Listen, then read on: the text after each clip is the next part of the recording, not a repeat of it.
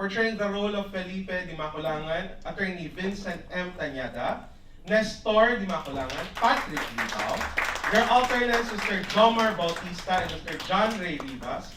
For this year, we are fortunate to have one of the pillars of Philippine theater joining the actors of Philippine Stagers Foundation, Direct Franny Zamora.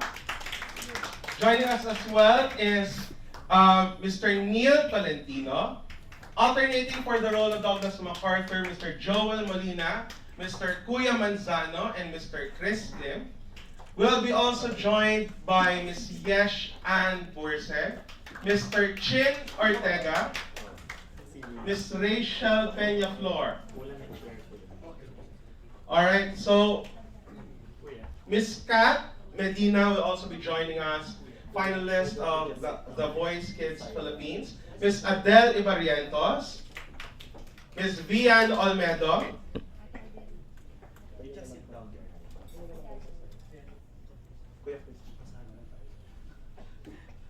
alright, and of course the rest of the actors pool of the Philippine Stagers Foundation. Alright, and while they're settling themselves, I would also like to introduce the people who work in the creatives of Sindak 1941. The play is written and directed by Attorney Vincent M. Tanyada. Our composer, music, was created by Mr. Pipo Cifra. Our choreographer for this year's Sindak 1941 is Mr. Carlo Nasol Matobato. Our set designer, Mr. Jeffrey Ambrosio. All the costumes are created by Tita Emmy Tanyada. Our production manager for this season, Mr. OJ Bacor. Alright, so we'll start first. I know this is quite unconventional, but we'll be starting first with the open forum. If you have questions for our actors, the production staff and crew, we'll be entertaining them now.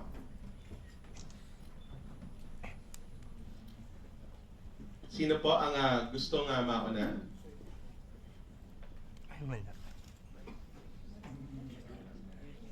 Sige po tayo magkahiyaan.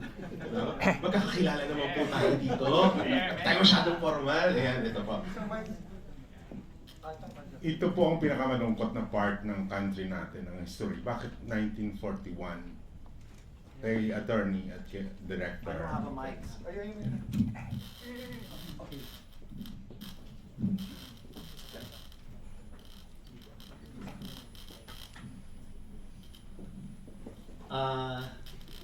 Good evening, Sir Casey. This particular musical was conceptualized back in 2014. After a very lengthy and extensive research, I even went to Japan to research about the musical. And now that I have concluded my lengthy research about the Japanese occupation, because it's quite seldom for us to see a musical about the Japanese occupation.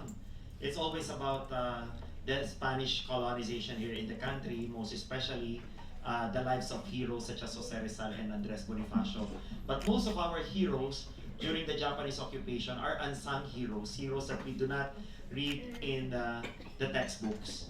In so doing, because we are capitalizing on the idea that theater arts will be utilized as a medium for education, and that is the usual demographic of the Philippine Stagers. We cater to the young people, most especially the students. I guess it's quite right for us to produce a musical about this dark era in Philippine history about the Japanese occupation. Recently, we have seen a lot of movies about the American regime. Take for example, Quezon's Game, and there will be a lot of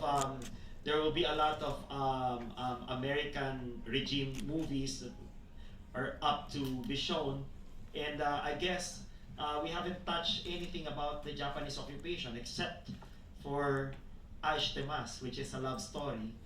So I have decided to come up with a very educational, highly academic stage musical, but at the same time, all of this will be told through songs and dances, which will be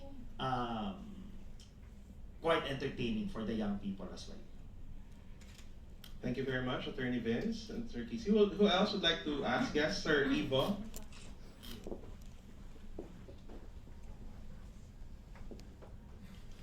Hi, Ivo from Ivo and Grace at Info. If I'm not mistaken, Vince, na-stage na dati ito, yung Pilipinas 1941. So, ano yung mga changes, ano yung mga bagong makikita sa Sindak, and why Sindak 1941? Okay, this is an entirely new musical. Although we have shown this in 2014 about the Japanese occupation as well, I guess I have not extended my research about the simple Filipinos living during the Japanese occupation. In fact, the 2014 musical was about the Philippine presidents, Quezon and Laurel, and Douglas MacArthur as well. In this particular play, we don't have them in the musical. We only retained Douglas MacArthur to be played by Franny Zamora and the rest of the guys. But we will focus more now on the resiliency, the sacrifices of ordinary Filipinos in order for all the young people to relate to them. Thank you very much, Attorney Vince. Next po. Yes, sir. Attorney, bakit of all terms available sa dictionary, Sindak ang pinili mo? Thank you, Sir Jojo. In fact, I've been thinking of a catchy title. It was asked also because the majority of historical events such as the fall of Bataan and the Bataan Death March happened in 1942, not 1941. Why did I choose 1941 as part of the title, and why did I choose Sindak? Maybe because I want to make a mark in Philippine theater. Gusto ko pong manindak ng mga manonood. At isa pa, for the longest time, I've been producing a lot of educational musicals. And this has been, we have catered to various educational institutions all over the Philippines. And the usual titles are quite pedagogical or academic. But now I decided to make it entertaining. Number one, for us to have a great public awareness, for you guys to maybe to capitalize on the title, and for the young people who do not know anything about Phil Stagers to be para mainganyo to see us for the first time, and maybe for entertainment purposes, because most of the music being used as well as the choreography are based on the term Sindak. Follow up ko lang dun sa sinabi mo kanina na parang you went to Japan pa to do your research. Can you expound on that? And Yes, how did it manifest sa music and all that? Yeah. Back in 2014, Patrick and I went to Japan because we discovered a historian by the name of Carol Petilla, who wrote a book about the MacArthur controversy. MacArthur controversy is actually about Douglas MacArthur receiving around $500,000 for him to come back in the Philippines.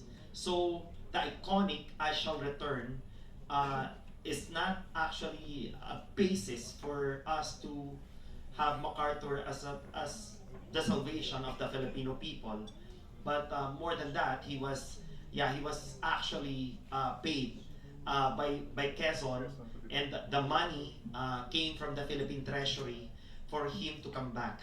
So this is a good controversy, which is quite a good subject for a new musical, right?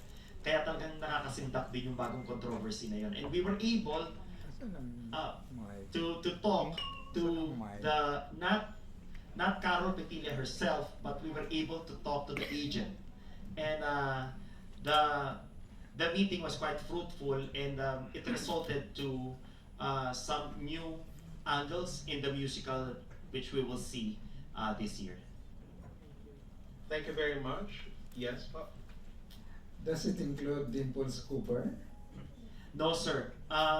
Actually, Dimples Cooper, the write-up was not actually based on proper research. But I am more, I trusted Carol Petillo more. In fact, there were even executive orders, copies of which were even shown to us. So the main basis was actually Carol Petillo's research. So Carol Petilla did not include Dimples Cooper in her book. No, she did not. Okay, thank you.